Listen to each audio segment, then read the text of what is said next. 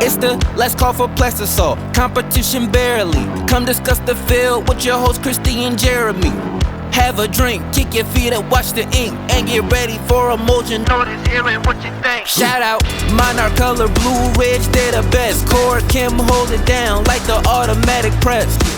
BMI, they've been sticking with our team. Hey, you know that they are go-to for whenever that we need. Last call, Plastisol, last call. The last call, Plastisol, last call. Last call, Plastisol, last call. The last call, Plastisol. Today on Last Call for Plastisol, we are so excited to have the one, the only screen printer, Mike. Mike, how are you today? I'm good. How are you guys doing? Good. Welcome. We kind of crashed your podcast a while back, your Burning Pallets podcast. That was a good episode. We got pretty good views on that one. Yeah, it was nice to go up there. And you guys have a great studio up at TechSource. So, but today you are podcasting from your home studio. I am. How, Mike, for our viewers that may not know you, tell us your story. You used to be a screen printer, right? 30 plus years, pretty much. So it started in high school in the mid 80s, I'm afraid to say, as I'm 58 this year. And the first t-shirt that I saw printed, I was hooked. I mean, it was one of those things where you're in high school, so to be able to print your own shirt and wear it, I was just hooked with the whole idea behind it. And it's something that if I tried to get away from it, I always got roped back in. Yeah. And so I spent many years in the industry working for all types of screen printers. I can't imagine over a dozen probably in my career, especially when I was younger. And then as I got older, I landed a job at Reebok, which was bought out by Adidas, and I spent 10 years there doing R&D, and then I ended up taking over the samples position. So that sort of paved the way for the bigger jobs and running bigger shops. And a couple of years ago, TechSource was one of my suppliers. So I went and spoke to Robert and Ryan and said, look, I've built this social media channel and I teach people mostly the art side of the business. And I wanted to get in on their, we have the classes. We just had one last weekend, Friday, Saturday, Sunday, teaching people screen printing and now DTF. And I wanted to make a career shift, as I come down. I mean, Jeremy, you know what it's like running a shop. Christy, you know what it's like to, managing people. This was a good transition into, my final 10 years of working, hopefully. Yeah.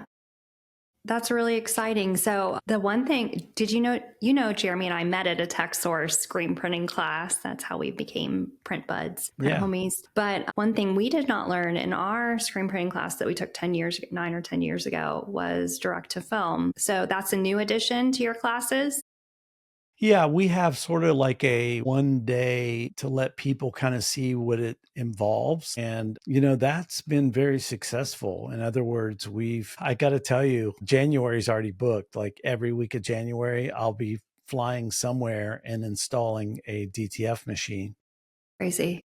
But this allows people to kind of get a hands-on look at what it involves and really feel out the scenario, because I think that a lot of people that get into it or jump into it without knowing, there's some harsh realities that happen depending on where you buy them and how well you're trained. And then you got to take care of this machine. I mean, this is something that I see all the time. I'm going to make a video probably this afternoon when I get back to work about what I think is the number one mistake, and that's people not taking care of their DTF printer.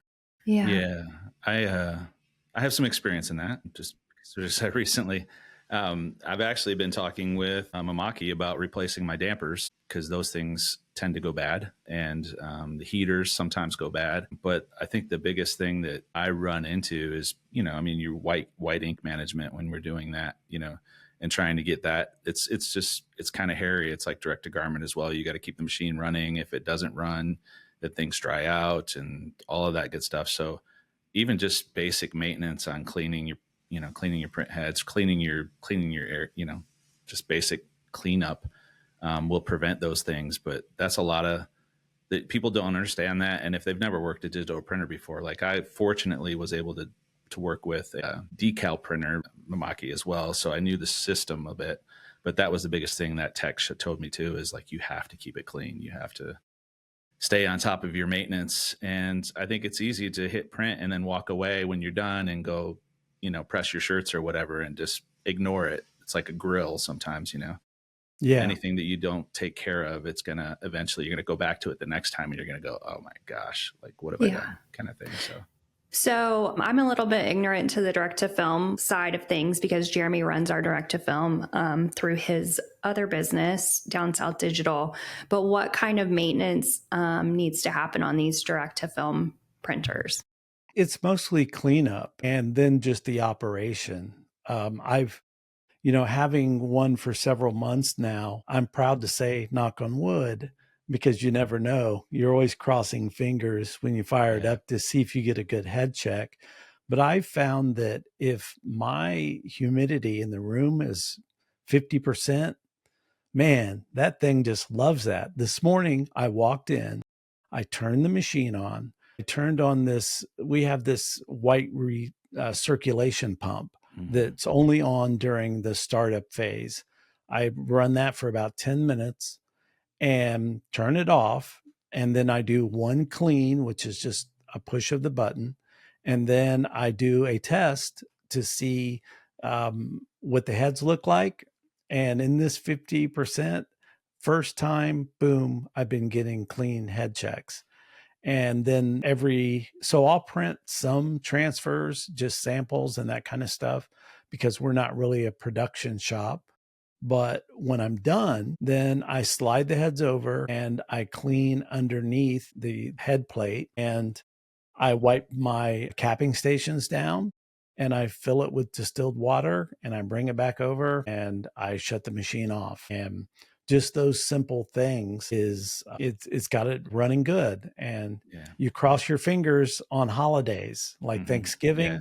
I actually came in on, I think, Sunday morning, which I was going to be there on Monday, but it had been, 3 or 4 days. And I'm all like, oh, crap, let me go in there just to go through what I just did. I didn't print anything, but I just wanted to make sure that my humidifiers were filled with water and those, just taking care of those, because I'm hearing out in the field people, what their problems are, and I have to solve them on the spot. So getting people to do that. Temperature as well, right? Yeah, I think it's like 69 degrees. I actually shut off the heat to that room that we have at Tech Source. It's kind of in the middle of the building. But yeah, I would say 70 degrees, 52% humidity is probably my favorite spot, as far as I just have a good feeling about leaving it for, a couple days if I have to. But otherwise, I'm running it every single day, even if it's just the head checks. Or today, for example, I did a video on the art side of it, since I'm the art guy. And I went on Ideogram and I prompted it to do this really, really cool shirt. I printed that one transfer and pressed it. We made a video. It'll be published, and I'm going to turn it off this afternoon. It'll print that one transfer today. Yeah. Jeremy, how are you controlling temperature in your space? That's the interesting thing, because mine's in my garage, right? So sometimes, in the summer, I'm running an air conditioner balls out. Like it's gotta be cold in there or that thing overheats, right? Like the printer itself says, hey, it's too hot. to print. Temperature, the machine's too hot. And then you're also running a dryer. I know in the summer, having it in your garage is not ideal. Having it in an air conditioned space that's temperature controlled with humidity control is your best bet. I do have a humidifier in there. I do have a dehumidifier in there. And I don't have a heater, but I have an air conditioner. And what I do now is I just rev up my print or my dryer, and that dryer produces, if it's 110 Celsius, the dryer set at, then that sucker is pushing off heat, and it eventually gets warm enough in there so I just turn on the printer and start, running through the cycles to get that thing going. But like the other day, just as Mike was saying, like if you leave it idle for a couple days, or gosh, it was like more than a week, I left it idle. I probably had to do, there's a bunch of things that you can do to clean the print heads and get your, things unclogged or whatever else. And like the white ink seems to be the biggest culprit. Yeah, and I spent an hour just getting that thing so I could get a test print that was acceptable, because if not, then you get like a customer coming back and saying, there's no shortcuts.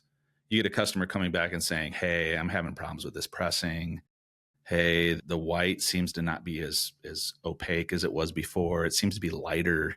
And that's all because white's not flowing good, So there's a lot of things that it's not easy. It's definitely takes some care. You gotta have attention to detail. You can't just buy something, print it, and be like, cool, I'm going to make some money and then take care of your stuff. So it's like anything, right? So sorry, Mike. No, go ahead. With the Christmas holiday coming up, Jeremy, I know you're going out of town. Do you have any specific thing that you're doing, or are you just going to plan on having that longer maintenance when you return to get everything back going? So I was talking with another guy, Mike, and I'm not sure if you've heard this or not, but like doing a nozzle wash where you're actually soaking the print heads in the liquid so you're basically dipping the print heads in this liquid, Christy, and it sits there and marinates in it and does its thing while it's doing it. He said, run the nozzle wash, get it to where it's filled with liquid and it's sitting in place, and then shut the whole machine off and let it sit in the liquid until you get back. And so that's what he told me to do. Now I'm not sure. Yeah. I wet cap every day. Yeah. I don't think you have to, but I go ahead and do it because it's not, hurting anything. So I put the distilled water in there. Okay. And it's been working really good. I know a lot of people will only wet cap if they're going to be gone for a while, but I figure, it's distilled water. It's cheap. So I just pour that in the capping station, and and that keeps the humidity on the head obviously really high. And then, I think that's why I'm getting good results, and that's what I teach the customers to do as well. I'm interested in seeing, Jeremy, since you have a full on between all of you guys who do screen printing and embroidery. Have you seen the DTF market increase now that you have a machine available? And are you switching jobs that you once thought you would screen print? Like, I'm going to go ahead and run that on the DTF. Yeah, so that's a really interesting question, Mike, because we're, as our business grows, we are adapting. And we had a conversation, what do you think, Jeremy, like 2 months ago? Yeah, maybe? It's about 2 months ago, yeah. Where we decided, we ran our cost on, what does it really take to do a 12 shirt order screen printed? What's the cost of it going through art, ordering in the shirts? By the time we make the screens, put them on press, then we do an artwork check, all these things that just to make sure everything is correct, you're $40 in before you even get started. And then you're taking up valuable press time, where if you have a press that normally makes a couple $100 an hour, but you're holding it up for a 12 shirt job, it doesn't make sense anymore when you have direct to film. It's a lot of touches. Yes, absolutely. For 12 so shirts. We are, we had said anything 12 shirts we're going to run as direct to film, but then we realized not every job is great direct to film. And we're working on direct to film art. Jeremy, you've been working with our graphic artist to remove those transparent pixels and adjust the art as needed to make them print better. And we're trying to implement it as much as possible now, just to speed things up. I saw Mike's eyebrows pop up when you said Yes. transparent. You I said said transparent pixels. Yes. Funny story about the transparent pixels. One of the OGs in the DTF world is Gerald from Merch Studio down in Bay City. He's the first guy I was ordering him from, and where I just started sending him all kinds of crazy shit like semi-transparent pixels just to see what it would do. I was really feeling this out. And then when I got results back, that's when this halftoning came about. And then he just told me one day, my biggest problem are PNGs that people send in that the edges have semi-transparent pixels. And it's not like the white's out of registration per se, but it's that you get this white halo around that. And he sent me a file, and we were doing this back and forth, but it wasn't being recorded. And I said, well, send me a file you're talking about. And he sent it to me. I brought it in the Photoshop. And like 30 seconds later, I sent it back to him, and he could not believe it. He said, oh my God, dude, what did you do? And I was like, oh, I just did this. So I made a video series for him because of he's going to do something else, like have a DTF school or something. And he said, whatever you do, because he knows me, I'm sharing all this knowledge on the internet. Do not tell anyone about this. Right. Do not tell, because this is the value. I could sell this video for $20 today. Yeah. Several months later, which was maybe 3 or 4 months ago, I saw DTF Superstore do a video on it. And I'm like, I immediately called Gerald, and I'm like, dude, did you tell him? He's like, no, I didn't, and I'm like, well, the cat's out of the bag. I'm doing a video on it on my channel, because I knew when you have something that's so valuable like that semi-transparent, and that's what I do. My whole channel is, over time, if you strung all those together, is a master class on screen printing art and now DTF art. In fact, you see the screen printer Mike moniker behind me. In the new year, I'm actually, nobody knows this, You heard I'm it going here, to transition. I'm going to be that t-shirt guy, because I'm doing so much DTF now. So I'm literally going to rebrand Screen Printer Mike because of the DTF arena. Yeah. It just, and it's come from the people, the comments. Now, because you're deep diving into DTF now, and you can't be, you'll get the old school, but you get the old school people. The girls are going wild in the sales room. That's my sales team. They were only supposed to laugh when I was about to say what I was going to say next. And that was that the number one thing that people told me that I should change my name to is DTF Mike.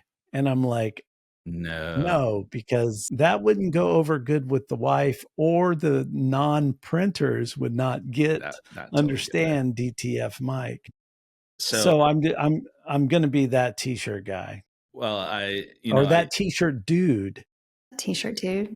The t-shirt dude would work good. I think the t-shirt guy is already taken. Yeah, the reason why I'm doing that t-shirt dude, I don't know if you can see, it's way back there on the shelf. Yeah. But one of the nicknames my friends have always called me was the dude from The Big Lebowski. Yeah. Look, I wore my Big Lebowski sweater. Yes. The coincidence, the irony. So yeah, my friends, before I ever saw the movie, they literally came to me collectively and said, Mike, you are the dude. And I'm like, what do you mean? It's like his personality, that is who you are. And so I watched the movie, and I've even been the dude for Halloween a couple of times. Yeah. Just because, the screen I can dude. let the hair down, and I'm the dude. Well, I was going to say, I was wearing my Rock Hill screen printing Space Invaders replica design at Las Vegas, and when we were doing the Printing United. And I walked up, and Ryan Moore came up to me, and he immediately went and like felt, and he goes, that's DTF. And I was like, yeah. And he goes, but it says Rock Hill screen printing. What are you doing, dude? Yeah. And I was like, yeah, I get that, so you kind of gotta, but you can't, like, But what it is, you know? I think, Mike, what I wanted to say is the people that are embracing direct to film are the ones that are interested in learning and learning from other people. And I think that's why your following is growing with direct to film questions, is those are the people hungry for knowledge right now. So it's good to see. Yeah, Yeah. it's an entry point into our industry, because I say this and it sort of even hurts my feelings a little bit. But if I was going to jump back into the industry today and I didn't have the budget to do an auto shop, which I wouldn't have, I'm not going to spend 25 grand plus on a manual shop.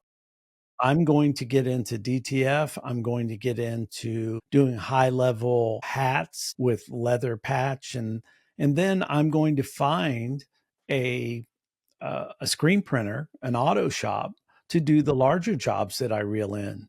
That's Yeah. just the entry point that I would get in now. Is I would have the machine at hand, and yeah, I just, there is so much manual equipment for sale online, Yeah. because those shops will not survive this. I think you have to have an auto to survive this industry in screen printing in the future, unless you're just in one of those areas where you can charge whatever you want and you don't have any competition.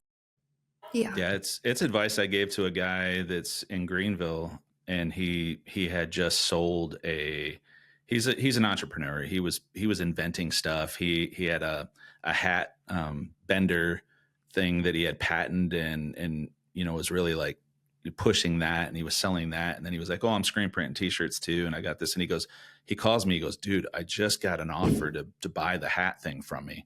He goes, "Now I can market it myself, but like I can't even afford to market it. You think it's a good idea to sell it?" And then, I'm like, "Well, if he's got the resources to do it, how much is he going to give you?" And he's like, 40 grand. And I'm like, "I'd sell it. If you're not going to push it, sell it." And he did. And now he's Take a like, "All right, royalty. right." He goes, I'm gonna use that. And which auto should I buy?" And I'm like, "You're in your basement of your house, man. Like, you're not going to get an auto in there. You can barely get a Yeah. manual in there, right?" And I'm like, so when he's tried going into another shop and merging and doing all that stuff that didn't work out. So I'm like, if I were you, I'd buy a DTF machine. I wouldn't even try to push to auto at this point. Yeah. Why do you say that? It's the exact same reason Mike just said it. It's impossible. And you're in a war. If you're in a manual, you're in a war with a shop down the street that's got 3 autos, and you can't, there's no way. You would be silly to try to keep up with them, or even try to meet their pricing, like, or Yeah, beat their and all pricing. the steps, like you Yeah. said, like you talked about all the touches. Yeah. And in the end, it's the real secret to business is sales.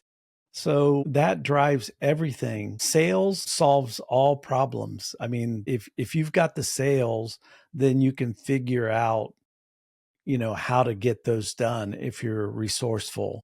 Mhm. And the same thing happened. The last shop that I ran was All American T-shirt company that was in Duncan, which is wedged between Greenville and Spartanburg. That company had been around since 1988. We were a 6 auto shop. We were printing Southern Tide, Contract, and then a lot of local stuff. And the ownership just walked in one day, and I was like the general manager. They just walked in one day and said, "Hey, we sold it to these guys," and pointed at these guys. And, essentially they saved some staff like customer service, but everybody lost their job. Oh my gosh. And Mm.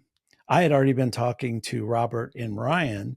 They were just waiting for me to tell them a date. Well, I could see the writing on the wall, basically. I knew it was going to happen, but I didn't know when.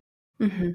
Certain little cues when you ask questions and you don't get answers. But the sales manager, who is now Upstate Apparel in the same area, she basically kept her book of clients. She got a heat press and some other things. And one of our employees bought an auto. They kept that same business, right? Mm. And Yeah. I kind of feel bad for the people no, I don't, that bought the shop, because I think they were buying the client base, which would have been nice. But you But can't guarantee a client base. yeah, Yeah. but these people were used to dealing with the sales, Miranda. And So she thought she was, out of luck, and now she's got a thriving business. And it just really goes to show you that this is still sort of a handshake business. And you do get loyalty from people that you take care of. And it's not always about price, it's about service and the trust that you build.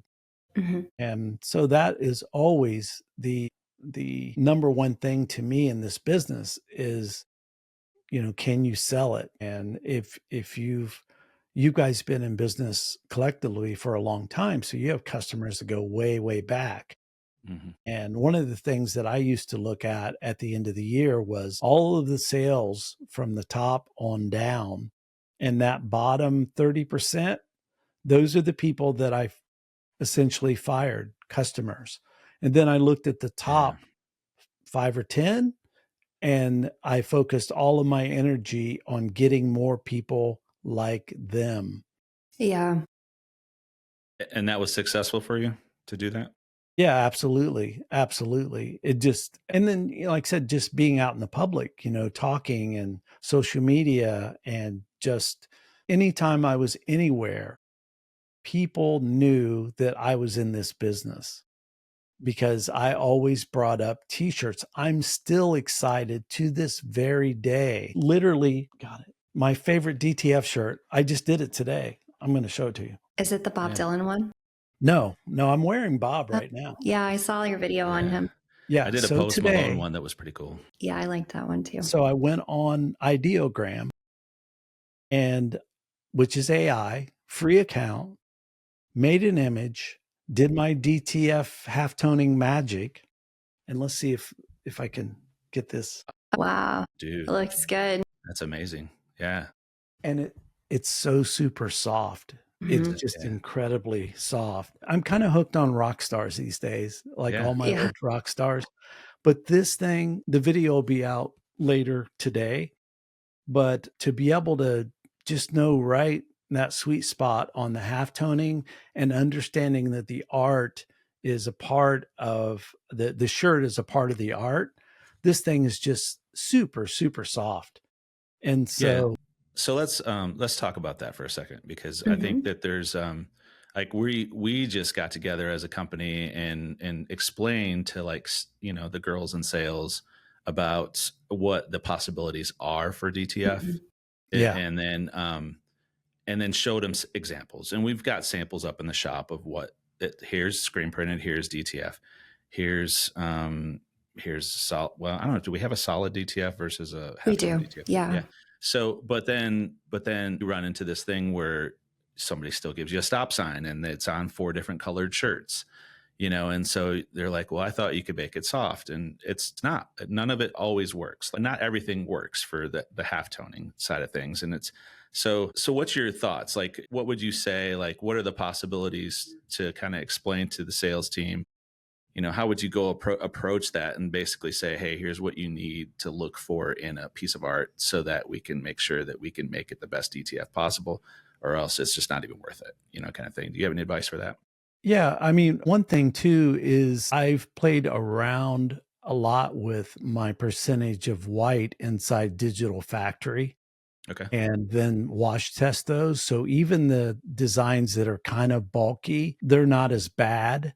I think a post press with my secret material makes a hell of a difference. But where I see it is back in the 6 Auto Shop days, I would never, ever, even when I manual printed, I didn't like doing team sports at all because of the individualized name and numbers. And now that is perfect. DTF is perfect for Under Armour style 100% polyester because it sticks like anything because it's poly, it's plastic. So the DTF, if done right, we've got 50 plus washings through an industrial machine with ball bearings in it. So I know that it lasts. So instead of giving them those plain white numbers or outline numbers, now I have ones that are textured. I have mesh with the holes punched out. This is something our customers get. I made 6 font templates. So name and number stuff is back on the table and all day long, every day. And you can get a premium for those goods. But, if it is heavy, solid color designs, you got to let the customer feel it. Yeah. You've got to press it, and you've got one. You can say, here's what it is. Are you willing to go this route before you do the printing?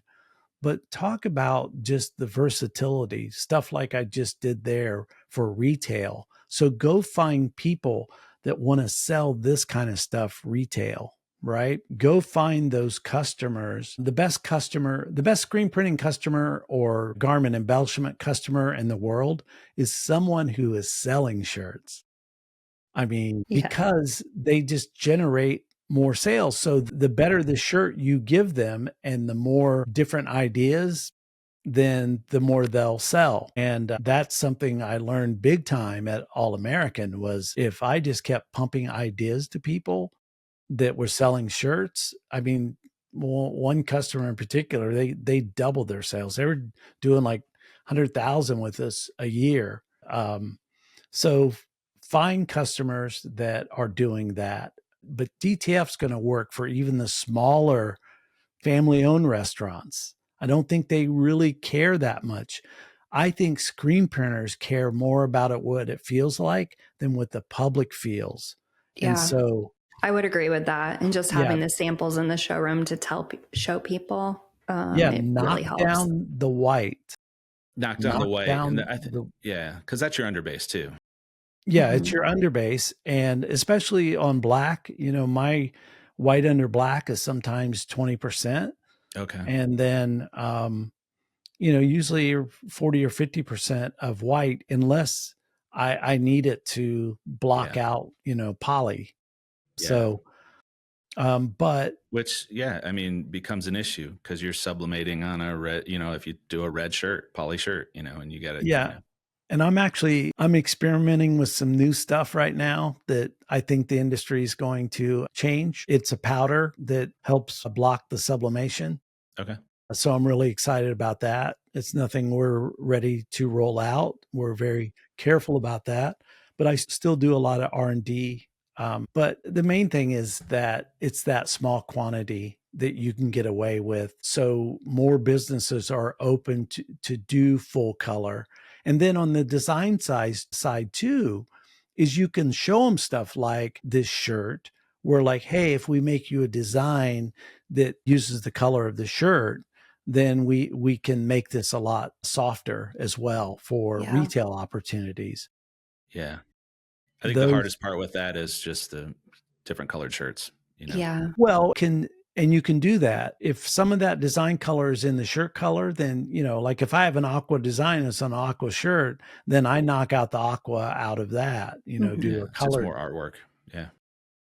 And it can be done quickly. Watch all of my videos. I show you in a minute how it's done, but I can literally, this one that I DTF'd today, just shooting the video on the computer, and I did it twice because I didn't like the first time the way I cropped it. So that total minute was 9 minutes. I literally, from the start of ideogram until I pressed the shirt, was 40 minutes. Crazy. 40 minutes.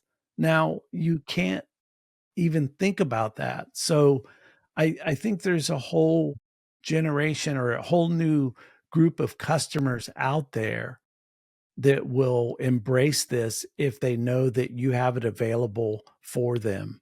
Whether it's event people, concentrate on event people. That way you're not printing the event shirts. You're just pressing them at the event and still making their money, but they're not committed to, we bought so many shirts and now we're out of this size or that size. So event, and then your customers that are buying shirts that are selling, let's say you have a brewery, instead of like 1 or 2 designs, give them 10 and say, you want to try a dozen of these? And if one of them takes off, then, hey, we've got something here. Yeah, I will say I think that's the thing that it's a shift in thought process. I think for like, I don't know if it's on sales side or if it's just the understanding or describing it to a customer, but saying, like, I think most screen printers are adverse to going like, I only want 2 shirts for this, and I want 2 shirts for that, and I want 2 for shirts for that. And they're like, no, no, no, no, no, that's not how it works, right? Because it's Yeah. screen printed. But then there is this thing where DTF, you're like, okay, I can do 2 shirts now. But like to even switch the mindset to go, all right, now let's go ahead and switch up the colors. It's going to be slightly different artwork on each one because we're going to block out a different color. And like you said, that artwork is very fast. But like even just like the mindset where, hey, artwork's very expensive. Screen printing artwork's expensive because we're sitting there spending time separating and doing all these things and making screens. But like for DTF, it's a click of a button. It's a running of a script. It could take very little time at all.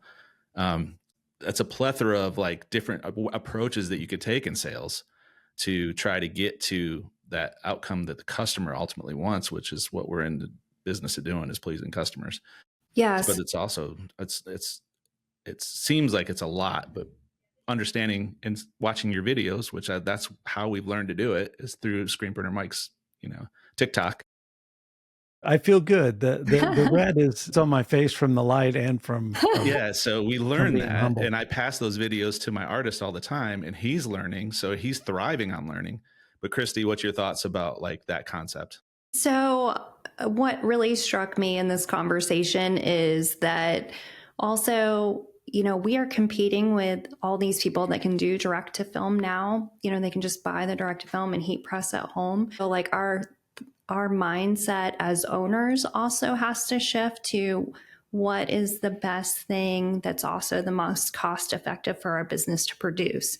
Yes, before we could only do 12 or 24 shirts screen printed, and this is the mindset that we took. But now it might be actually cheaper for the business as a whole to do 2, 3, 5 different designs for a customer and just get that order smacked out real fast and still make that same amount of money. But we have to think about what's the bottom line to the business, not just what we've always done. Yeah, prototyping that even in the screen printing days, prototyping was one of the things that I used a lot, where maybe it was only one color. And I remember going to a bunch of different breweries in Greenville, Spartanburg area, and I did a one color logo discharge because I knew they all had good merch, but they didn't have discharge. And then I just walked in, and the neck label was printed with our business name, All American website, blah, blah, blah. Walked in, didn't sell them anything, just said, who owns this joint? And oh, they're not here right now. Give them this shirt. And I just walked away. And, that was, and then maybe, went in there and like have one of their craft beers or something and say, hey, I brought this shirt in, like try to catch them at a casual time. And we picked up so many breweries just doing that. Yeah. DTF, it's like Frank's Red Hot. I put that shit on everything. Yeah. Honestly, think about what you could do if you're creative. Think about what you could do if you're doing leather patch hats. Why not do a hybrid where it's leather, but then there's this full color thing inside the leather, all of those things. What if you've got a company, let's diversify, let's do digital files, maybe on Etsy that are DTF ready. We just did bands for all of our employees, like custom shoes. Yes, exactly. Don't recommend that. Exactly. I mean, they definitely would work on and their morale probably went through the roof. It would definitely work on like the classic Chuck Taylors. But imagine if you just had DTF sheets that you sold on Etsy, right, to keep your machine running. And this DTF sheet, like, don't everybody rush out there and do it without like sending me a nickel for everyone you do. But imagine this sheet, you've got a sheet that is like Princess. So it's got all this stuff. Then mom takes her little Cricut press or her little hand thing. She gets the DTF and she puts all the little things on the jeans and on the shirt. So you just made a custom outfit with one DTF sheet. Mm-hmm. Yeah. You could do the same with boy themes. If I had all this time in the world, and that's where I'm sort of transitioning. I sell some digital products now. And those things, if I had a DTF printer, I would sell either the file, and if you want the sheet, then, it's this much. So with that machine, I I honestly, I can't stop at thinking of different ways that I could make money with it. Honestly, it just is incredibly versatile for groups that you may not have ever reached out to. The band boosters. Hey, you guys, here's a heat press, you know, buy transfers, and then at the football game, press out these shirts on the spot. Yeah. We actually just did a gymnastics event where we press shirts on site. Yes. It's So pretty good. you get it. And it's not who thinks of something first, it's always who does it best. Yeah. Mhm. We had electric cars in like 1920, I think. So that idea, that concept's been around forever, and it's who markets it the most and who just continues to think of ways of doing it. And then, like I said, I think in the future the auto people will survive, but the manual shops, I don't see how you could survive in a manual shop in the future. I honestly don't see a future there. Yeah, it's the numbers are trending that way. We did there's this report that comes out every year. It's called the SOTA report. It's the state of the decorating apparel industry, and it's basically it's a tally of surveys that they send out throughout the year. Printing United does it, and the Apparelist, one of the two. I think they're the same basically, but they basically send out this thing and they say, ask, well, hey, what did you do this year? Did you buy digital? Did you do this? Did you do that? And like, you could see over the last 4 years, the percentage of shop owners that were all analog. And now that they're like 75-25, and then there's, and then they're 50-50, and then they're now 40, 60. And you're like, wow, the trend is happening. It's coming, and we're turning into more digital and more digital. And then, the other side of things is direct to garments coming around again. It's more on a print on demand. Yeah. And I wouldn't recommend going out and buying a direct to garment machine again, but because DTF's way better. Yeah. But there is that possibility that could, this print on demand, And for print on demand. The digital world in whole is taking that, the digital squeegee, like for me, for example, so the high-end separators that separate a job into 9, 10, 11 spot colors, they're going to die off because the digital squeegee is going to gobble up all that work. Mm-hmm. So I didn't even need to hear the SOTA report to understand that it's trending that way, because you just see it. In Walgreens, I was there yesterday at Walgreens on lunch, and 3/4 of the local Kings Mountain, whoever brings those little shirts in there and sells like all of this stuff, 3/4 of them are DTF transfers now. Wow. And so even in those that's just another idea. Walk into a shop and say, hey, you got a nice little retail place selling plants. How about throw in the local high school, booster shirt? You make some money, they make some money, get everybody in on the money, but just sell. And the way you do that is with DTF. And the way you keep up with the industry is, I know that people like TechSource, like we don't buy the booths these days, but it's going to the trade shows. Right. Ryan just told me yesterday we will be podcasting again from Long Beach. Cool. I don't know the details. I don't know whose booth we're going to be in. One of the big vendors, I'm pretty sure. But when you go to those shows, you're seeing what's going on. And that's why people should go to the show, because they can look around you, and you would have to be blind not to see, that digital is just, it's like a monster. It's coming in and just destroying. Insane. When you guys do these like intro to screen printing classes, but you do a day on direct to film, like compared to back, a year or 2 years ago, like how many people are like going home with autos on that day versus or manuals, or are they just going straight into direct to film, or are you seeing more people a little bit hesitant to buy and like need to think it over before they get in the industry?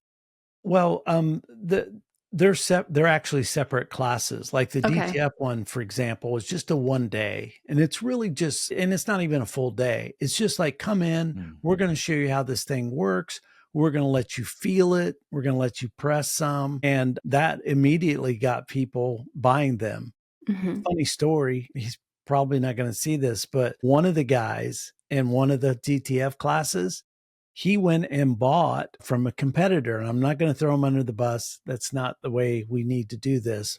But it's a very big name in the DTF world. You would have thought like this guy would be happy and being, taken care of. But he calls me with his freaking problems.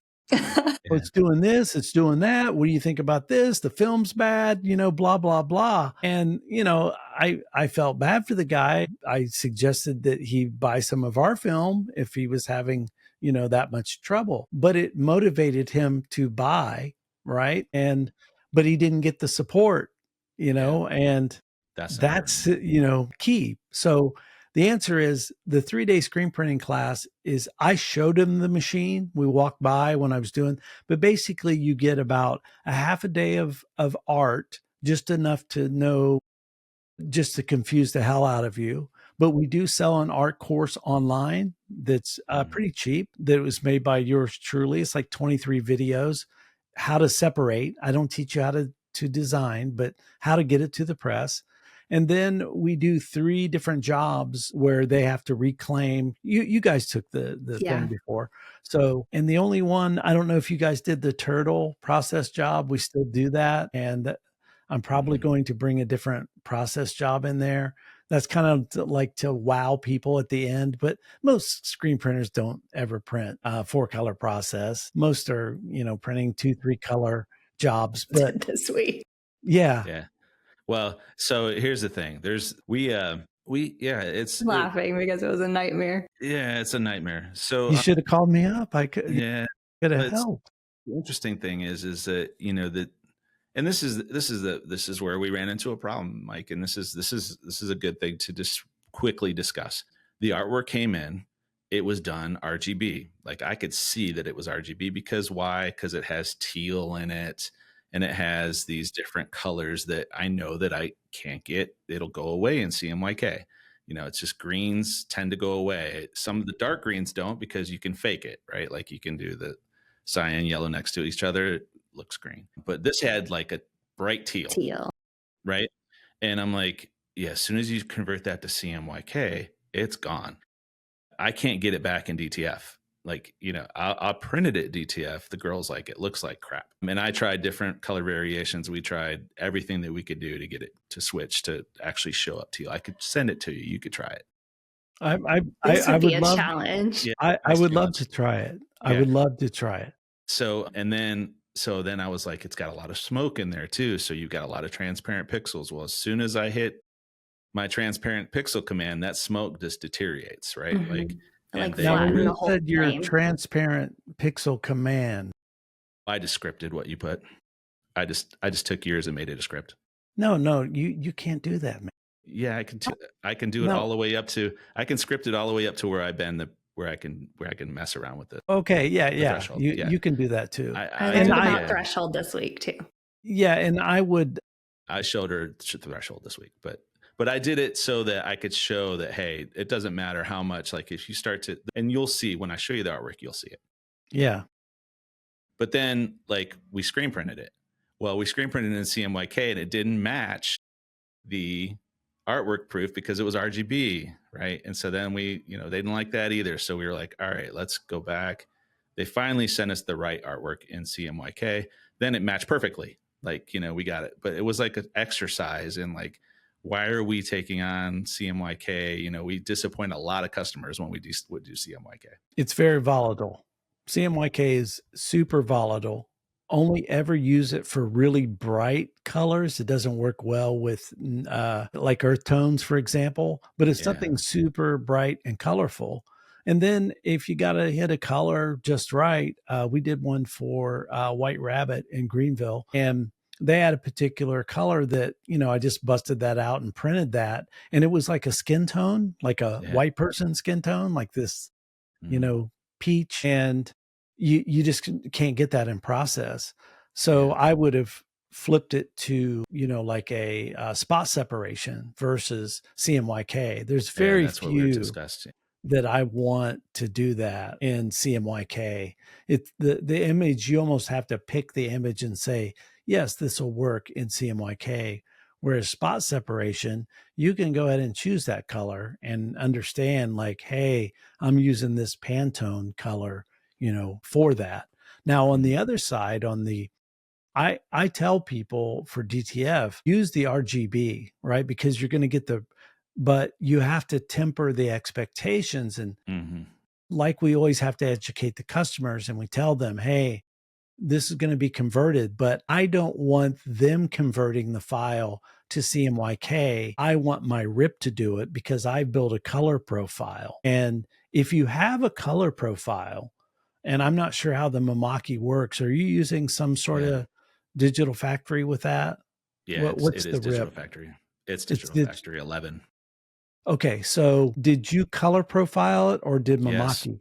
No, You did? Well, no, Mamaki did, but it was the tech that came in and did it for me. It wasn't Okay. their standard profile because I made sure that I was like, hey, I got to be able to hit these things. I want you to print a Pantone chart for me. I want to see, we need to make sure they're matched. And so he did all that full exercise with me. So I purposely did that because we have standard colors here that are Pantone standard colors. And I was like, we have to be able to hit those. Yeah. Like TechSource has their little, almost like their separate, their Pantone book. But we made our own. It's a rock. We made our own Pantone book. Yeah. So yeah, your bucket colors, as I like to call basically those. say, yeah. So I made sure I had to hit those. So it's customized to what I want, but like, is it perfect? No, probably not. Yeah, I mean, it's two different creatures for sure. Have you went into the underbelly of CADLink and extracted out that profile and then put it into Photoshop so that you can preview what your artwork looks like and what it'll actually print like? Nope. You need to walk me through that.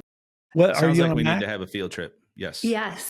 Okay, if you're on a Mac, I'll show you where to put it. It's in one of my TikTok videos. Tell me where to stick it, Mike. I'll tell you where to put it. You literally go to libraries and the color sync library, and that's where you drop it in there. And then you can preview your actual printer and that actual profile. That way you could then produce send that to the customer, I see, I print fluorescently looking stuff all the time, but if you look at the RGB file, it's even brighter, but people are still impressed with what I get. Yeah. It's that's the sticking point right there. Cause I get too technical with the customer. Yeah. And Christy I'm like, stop it. She just won't let me do it. I do I'm like, too. let me try to explain this to you so you totally understand. And they're like, no, they don't care.